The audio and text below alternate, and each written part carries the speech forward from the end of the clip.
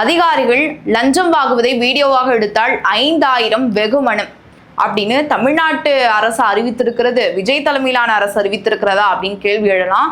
ஆனா அது தமிழ்நாட்டில் அறிவிக்கப்படலை. தமிழ்நாட்டின் அண்டை மாநிலமான கேரளால தான் இந்த அறிவிப்பு வெளியாக இருக்கு.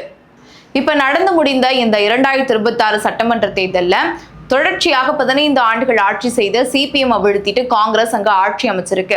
உள்துறை அமைச்சராக பதவியேற்றிருக்கக்கூடிய ரமேஷ் சென்னிதலா அவர்கள் முற்றிலுமாக லஞ்சத்தை ஒழிக்கணும், ஊழலை ஒழிக்கணும் அப்படின்றதுக்காக ப்ராஜெக்ட் 0 என்ற திட்டத்தை தொடங்கி இருக்கிறாரு. அதாவது ஊழலின் அடையாளமாக இருக்கக்கூடிய சங்கிலியை உடைத்தெறிந்து இந்த ப்ராஜெக்ட் 0 திட்டத்தை தொடங்கி வச்சிருக்கிறாரு. இது தொடர்பாக அவர் என்ன சொல்லியிருக்கிறாரு அப்படின்னா, ஊழலை ஒழிப்பதற்கான ஒரு முன்னெடுப்பாகத்தான் இதை நாங்கள் எடுத்திருக்கிறோம்.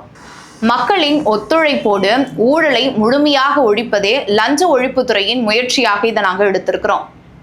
அரசு சேவைகள்ல முதல்ல மக்கள் பணம் கொடுப்பதை நிறுத்த வேண்டும்.